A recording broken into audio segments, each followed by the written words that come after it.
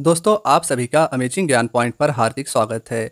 आज हम कवर करेंगे गवर्नर, गवर्नर जनरल और वायसराय के टॉप 25 ऐसे क्वेश्चन आंसर जो कि परीक्षाओं में बार बार पूछे जाते हैं। तो आप किसी भी गवर्नमेंट एग्जाम की प्रिपरेशन कर रहे हो, इस वीडियो को देखकर जरूर जाइएगा।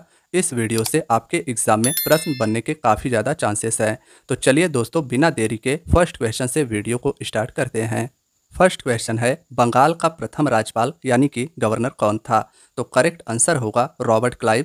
दोस्तों, जब ईस्ट इंडिया कंपनी भारत में आई तो उसने बंगाल के राज्यपाल नाम का एक पद निकाला, जिसके माध्यम से अंग्रेजों ने बंगाल पर नियंत्रण रखा और बंगाल का पहला राज्यपाल रॉबर्ट क्लाइव हुआ था। दोस्तों, रॉबर्ट क्लाइव को ब्रिटिश भारत का बाबर कहा जाता था। यह भी पॉइंट इंपॉर्टेंट है, ध्यान में रखिएगा।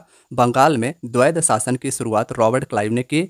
इस व्यवस्था में बंगाल का प्रशासन नवाब चलाता था, जबकि भू राजस्व लेने का काम ईस्ट इंडिया कंपनी का होता था। तो अगर पूछा जाए आपसे बंगाल में द्वैध शासन की शुरुआत किसने की, तो रॉबर्ट क्लाइव का नाम आप याद रखिएगा। दोस्तों, अब मैं आपको आगे यह बताऊंगा कि बंगाल का गवर्नर, फिर बंगाल का गवर्नर जनरल, वायसराय, ये पद कब से लेकर कब तक थे। तो आइए दोस्तों, अब हम सभी इसे जानते हैं। 1757 से लेकर 1774 ईस्वी तक बंगाल का गवर्नर नाम का एक पद हुआ करता था। इस पद के माध्यम से ईस्ट इंडिया कंपनी भारत में शासन करती थी। फिर 1774 से 1832 ईस्वी तक बंगाल का गवर्नर जनरल यानी कि बंगाल का महाराज्यपाल नाम का एक पद निकला, जिसके माध्यम से ईस्ट इंडिया कंपनी भारत में शासन करती थी। फिर दोस्तों 1833 से लेकर 1857 तक भारत का गवर्नर जनरल नाम का एक पद हुआ। फिर उसके बाद 1858 से 1947 तक वायसराय नाम का यह पद रहा। फिर उसके बाद 1947 से लेकर 1950, जब तक भारत का संविधान लागू नहीं हुआ, तब तक इस पद को गवर्नर जनरल नाम से जाना गया। तो आइए दोस्तों, अब हम सभी देख लेते हैं क्वेश्चन नंबर 2 को। बंगाल का प्रथम गवर्नर जनरल कौन था?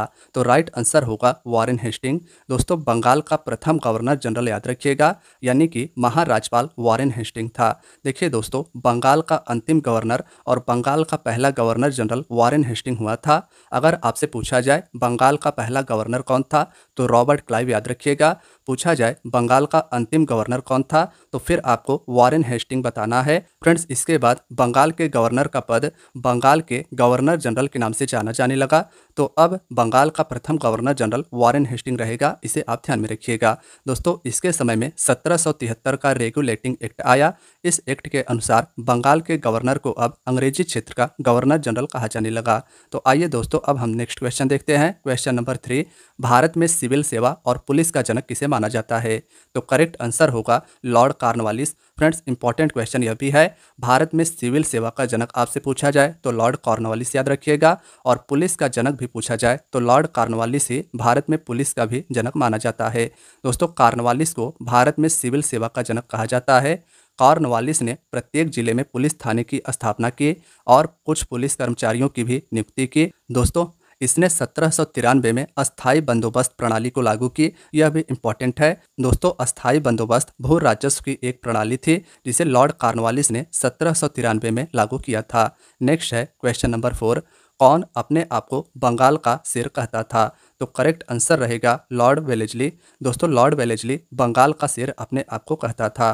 देखिए दोस्तों, अगर की पॉइंट के तहत इसके अन्य तथ्य को जाने तो वेलेस्ली को बंगाल का शेर कहा जाता था। इसने प्रेस पर प्रतिबंध लगा दिया था। इंपॉर्टेंट है, ध्यान रखिएगा कि वेलेस्ली ने प्रेस पर प्रतिबंध लगाया था। इसने सहायक संधि प्रणाली को लागू की। तो दोस्तों, आपसे क्वेश्चन इस प्रकार भी पूछा जाता है कि किस गवर्नर जनरल के द्वारा सहायक संधि को लागू किया गया था? तो लॉर्ड वेलेस्ली याद रखिएगा। दोस्तों, इस प्रणाली का उद्देश्य ब्रिटिश राज का विस्तार करना था और सबसे पहले सहायक संधि को हैदराबाद के शासकों ने स्वीकार किया था। नेक्स्ट है क्वेश्चन नंबर 5, किस गवर्नर जनरल के शासनकाल के दौरान मद्रास में रैयतवाड़ी व्यवस्था लागू की गई? तो करेक्ट आंसर रहेगा लॉर्ड हेस्टिंग। दोस्तों, लॉर्ड हेस्टिंग के शासनकाल के दौरान मद्रास में रैयतवाड़ी व्यवस्था को लागू की गई थी। लॉर्ड हेस्टिंग के समय काल के दौरान मद्रास के तत्कालीन गवर्नर टॉमस मुनरो ने रैयतवाड़ी व्यवस्था को लागू किया था। फ्रेंड्स, इंपॉर्टेंट है, रैयतवाड़ी व्यवस्था याद रखिएगा। लॉर्ड हेस्टिंग के शासनकाल के दौरान यानी कि गवर्नर जनरल रहते हुए मद्रास के तत्कालीन गवर्नर टॉमस मुनरो ने रैयतवाड़ी व्यवस्था को लागू किया। रैयतवाड़ी व्यवस्था सबसे पहले मद्रास के 12 महल में लागू हुआ। इसके बाद मुंबई के गवर्नर ने भी इस व्यवस्था को लागू किया था। इसके बाद दोस्तों इसके समय में पिंडारियों का दमन भी किया गया था, तो यह भी याद रखिएगा। पिंडारी दोस्तों खुखार, लुटेरे और शिकारी थे। इनका दमन लॉर्ड हेस्टिंग के द्वारा किया गया था।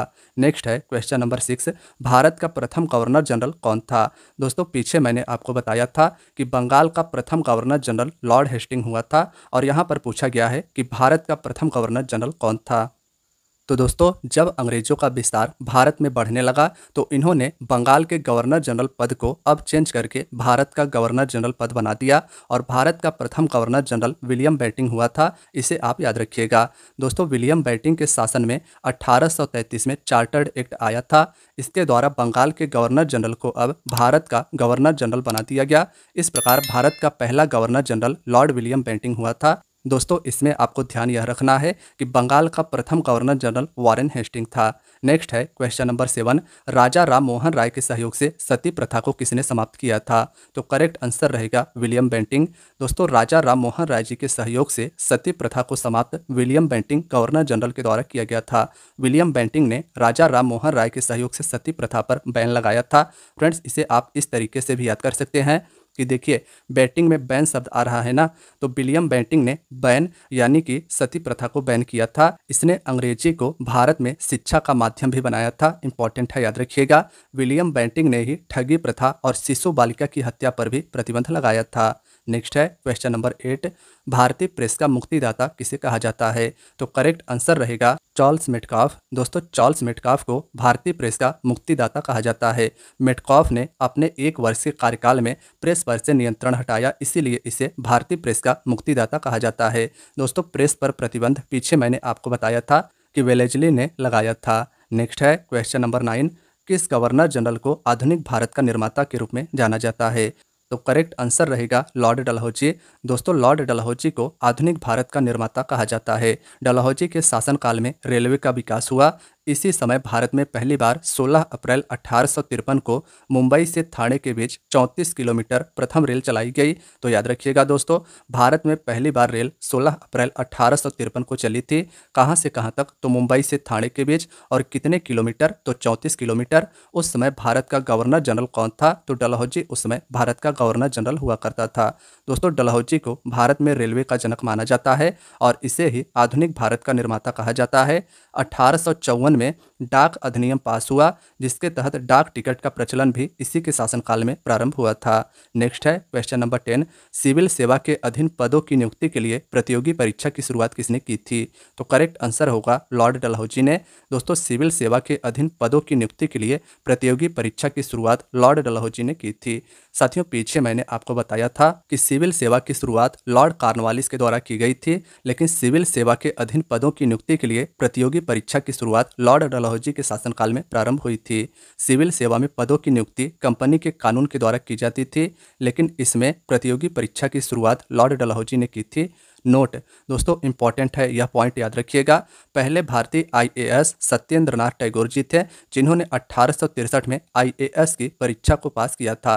फ्रेंड्स आप सभी को एक रोचक तथ्य बताना चाहता हूं कि सत्येंद्र नाथ टैगोर जी रविंद्रनाथ टैगोर के बड़े भाई थे। डलहौजी ने ही हड़प नीति या व्यक्तिगत सिद्धांत को लागू किया था।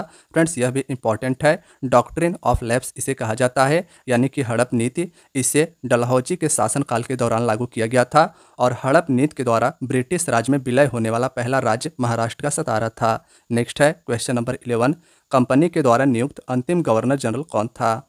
तो राइट आंसर होगा लॉर्ड कैनिंग। दोस्तों कंपनी के द्वारा नियुक्त अंतिम गवर्नर जनरल लॉर्ड कैनिंग रहा था।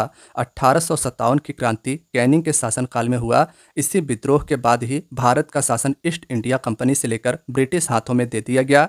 कैनिंग को भारत का पहला वायसराय बनाया गया। तो दोस्तों पूछा जाए आपसे कि कंपनी के अधीन अंतिम गवर्नर जनरल कौन था, तो याद रखिएगा लॉर्ड कैनिंग। और 1857 की क्रांति इसके शासनकाल में हुई और अब भारत का शासन ईस्ट इंडिया कंपनी से लेकर ब्रिटिश हाथों में दे दिया गया और कैनिंग को भारत का पहला वायसराय इस प्रकार से बनाया गया। तो आपसे क्वेश्चन यह भी पूछा जा सकता है कि भारत का पहला वायसराय कौन था, तो लॉर्ड कैनिंग का नाम आप याद रखिएगा।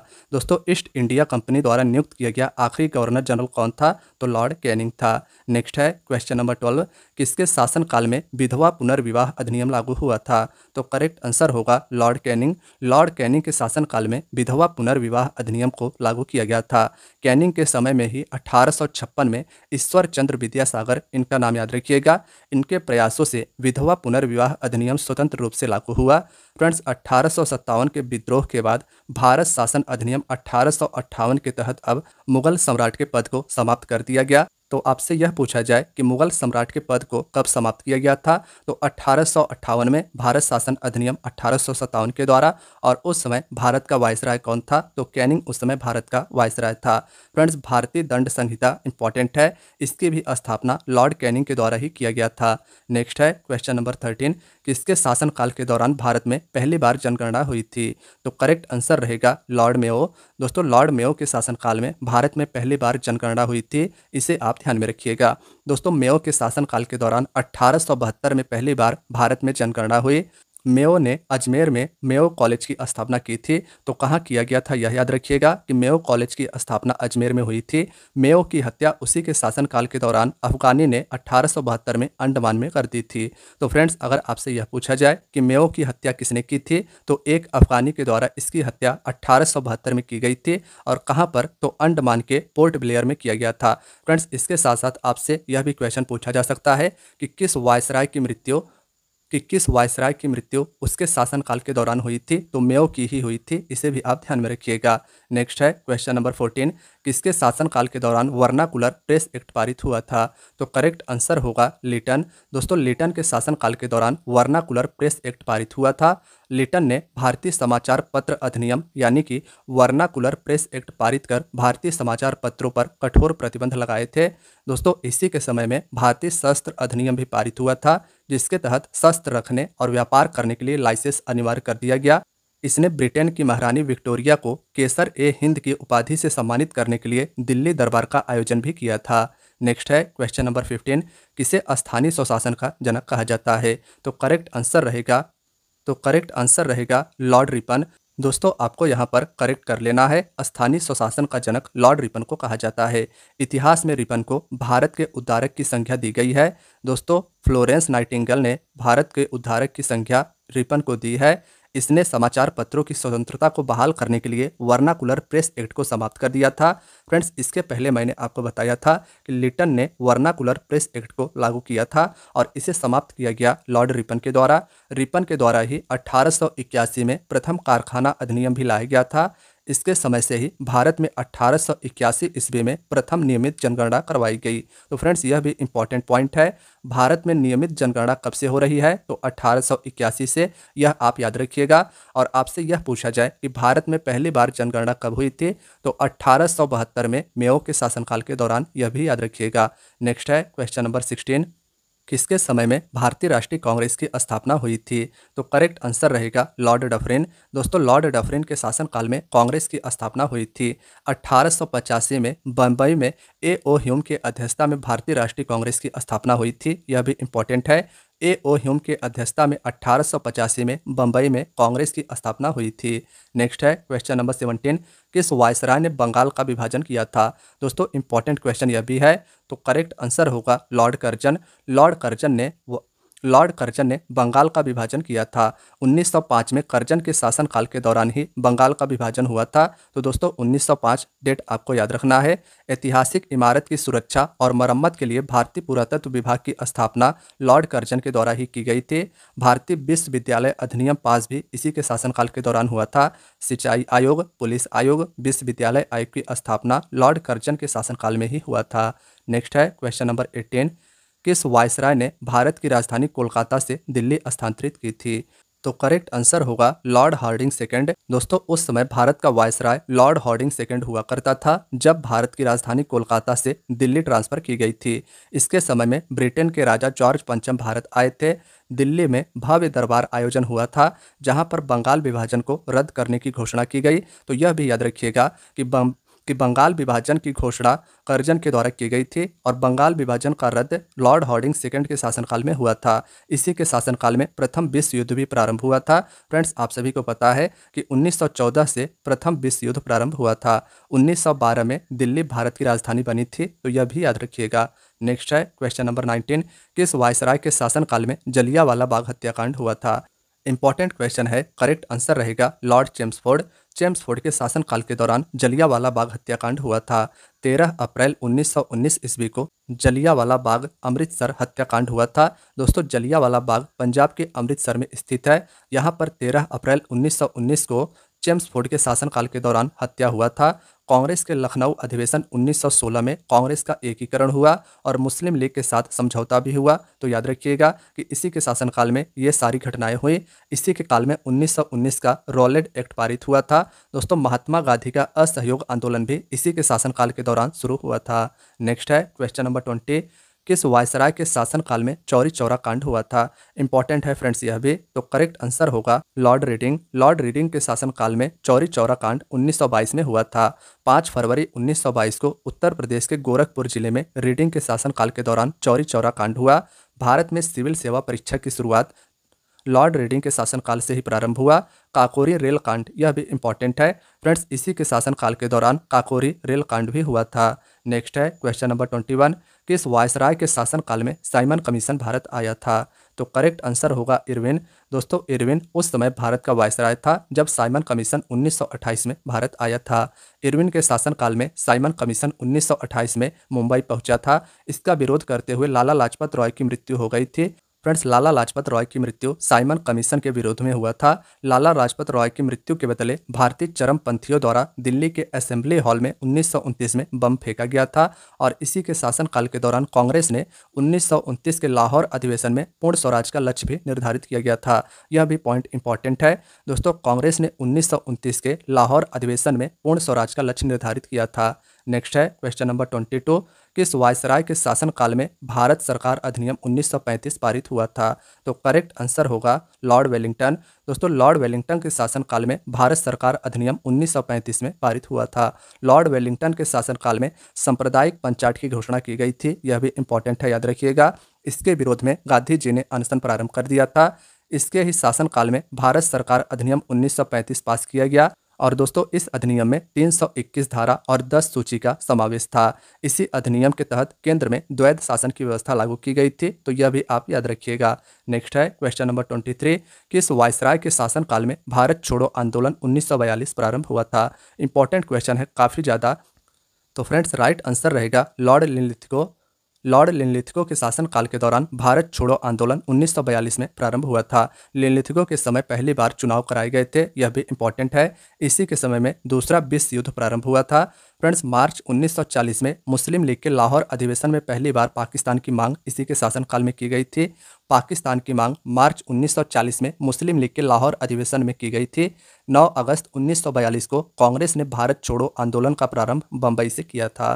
नेक्स्ट है क्वेश्चन नंबर 24, किस वायसराय के शासनकाल में भारत आज़ाद हुआ था? तो करेक्ट आंसर होगा लॉर्ड माउंटबेटन।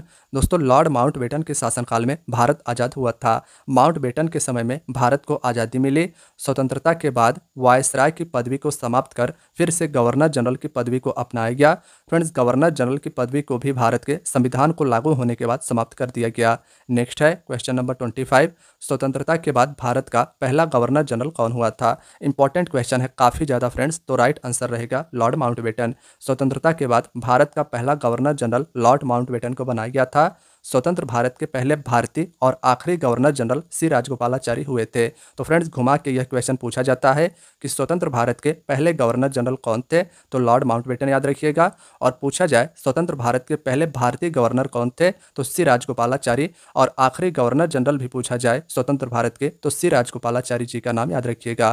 तो फ्रेंड्स, आज की आपकी वीडियो यहीं तक थी। वीडियो कैसी लगी कमेंट बॉक्स में हमें ज़रूर बताइएगा। वीडियो पसंद आई हो तो वीडियो को लाइक करना ना भूलिएगा और चैनल पर नए हैं तो चैनल को जरूर सब्सक्राइब कीजिएगा। मिलते हैं फ्रेंड्स नेक्स्ट वीडियो में। अपना ख्याल रखिएगा और तैयारी को जारी रखिएगा। धन्यवाद दोस्तों।